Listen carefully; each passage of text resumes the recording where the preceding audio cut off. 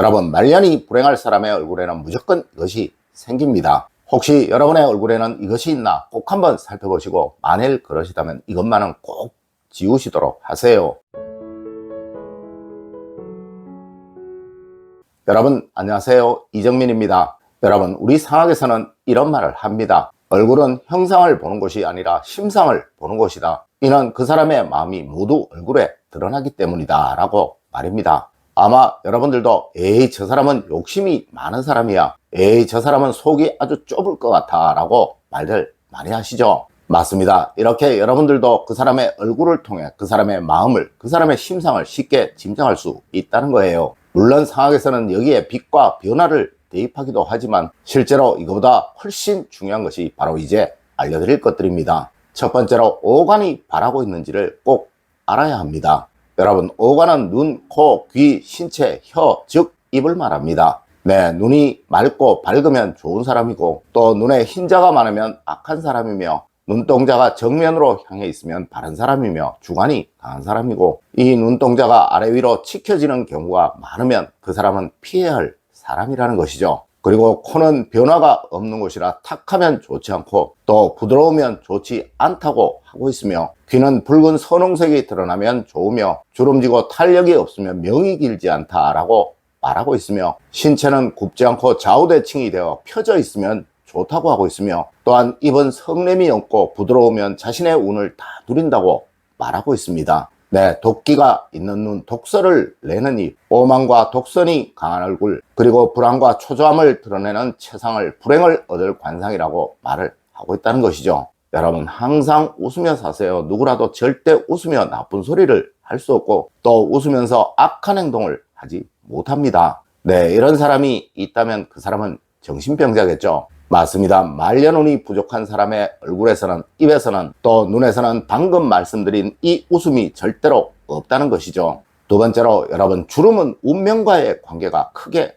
없는 것입니다. 여러분, 정말 많은 분들이 주름이 깊으면 나쁜 상이라고 말을 하는데요, 이는 실제 우리 상학과는 전혀 관계가 없는 말이에요. 네, 현대 인상학에서 이런 모습은 보기 흉하다, 또 늙어 보인다 라는 식으로 말을 하여 이것이 자칫 관상으로 오인되고 있는 거예요. 여러분, 나이가 들어 주름이 생기는 것은 아주 당연한 현상이며, 오히려 이를 억지로 없애려고 하는 것이 더 안 좋은 거예요. 네, 자기 나이만큼의 주름은 좋은 것이나 단지 나이보다 훨씬 주름이 많은 것, 이것이 좋지 않은 거예요. 맞습니다. 상학에서는 오히려 자기 나이보다 너무 젊어 보이는 것이 좋지 않다고 말을 하고 있으며, 또한 역사적으로도 이런 사람은 항상 말년운이 불행하였습니다. 네, 적당한 것이 가장 좋다는 것이죠. 여러분의 나이보다 한 5, 6년 정도 젊어 보이는 것이 가장 좋으며, 이런 사람은 절대 말년운이 불행하지 않은 사람이라는 거예요. 세 번째로, 여러분, 얼굴의 점이 과연 말년운에 얼마나 영향을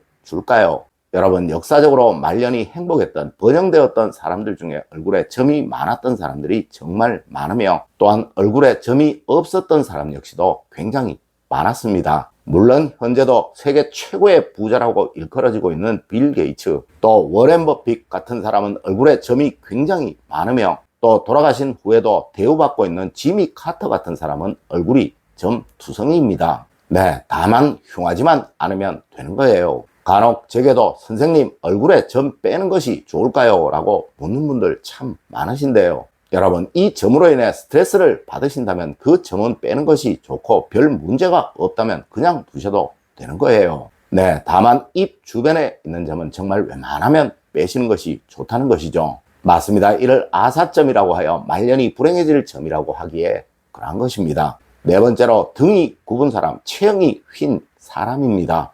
여러분, 말년이 불행할 대표적인 사람이 바로 체형이 바르지 못하고 굽거나 휜 사람입니다. 네, 우리 동양에서는 신원 서판이라고 하여 사람을 판단하는 기준에 관해서 참 말을 많이 하였는데요, 그중 첫 번째가 신, 즉 바로 우리의 신체였던 거예요. 물론 선천적으로 그러한 경우는 예외이겠지만, 살아오시면서 나쁜 자세로, 나쁜 행동으로 체형이 변화되신 분들이 많으시죠. 네, 대표적인 것이 양쪽 어깨의 위치가 다른 경우, 또 입의 좌우 높이가 다른 경우, 눈의 좌우 크기가 확연히 다른 경우이며, 이 중 상학에서 가장 해롭다고 하는 것은 바로 허리의 좌우 높이가 다른 경우입니다. 네, 이것은 자기 몸을 관리하지 않았다는 것이고 또 늘 잘못된 자세로 생활했다는 말인 거예요. 여러분, 아침에 일어나시면 기지개를 켜는 습관 꼭 가지시고 낮에도 한 번씩 기지개를 통해 여러분의 체형을 바르게 펴는 습관 꼭 가지십시오. 네, 여러분의 체상을 좋게 만드는 것이 바로 한 번씩 펴는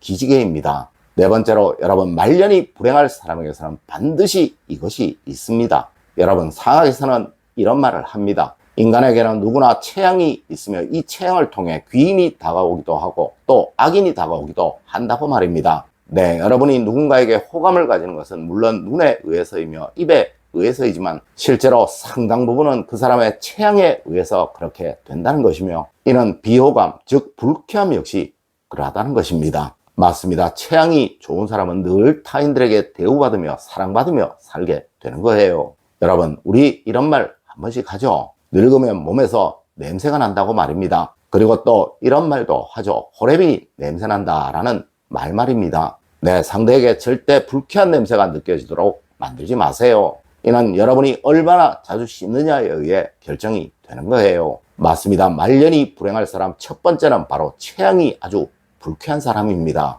여섯 번째로, 여러분 말년이 불행할 사람에게는 이것도 있습니다. 여러분, 우리 조상님들은 말에는 향기가 있다고 하셨습니다. 네, 말을 통해 좋은 향을 퍼뜨리는 사람은 늘 대우를 받으며 공명을 얻게 되지만 말을 통해 나쁜 향을 퍼뜨리는 사람은 늘 멸시를 받으며 비난을 받고 살게 된다라고 하셨다는 것이죠. 맞습니다. 바로 여러분의 말버릇, 말습관인 거예요. 네, 절대 욕설을 입에 달고 살지 마세요. 간사한 말, 비난의 말, 타인의 의지를 떨어뜨리는 말 하고 살지 마세요. 이런 사람은 무조건 말년이 불행해질 사람입니다. 하여 우리 상황에서는 말년이 행복할 번영될 사람에게서는 무조건 얼굴에 부드러운 미소가 보인다라고 말을 하는 거예요. 네, 앞서도 말씀을 드렸지만 미소를 지으며 악한 소리를 할 수 있는 정상적인 사람은 없기에 그러한 것입니다. 여러분, 늘 미소를 생활화하세요. 이렇게 되면 절대 여러분의 말년은 불행해지지 않게 됩니다.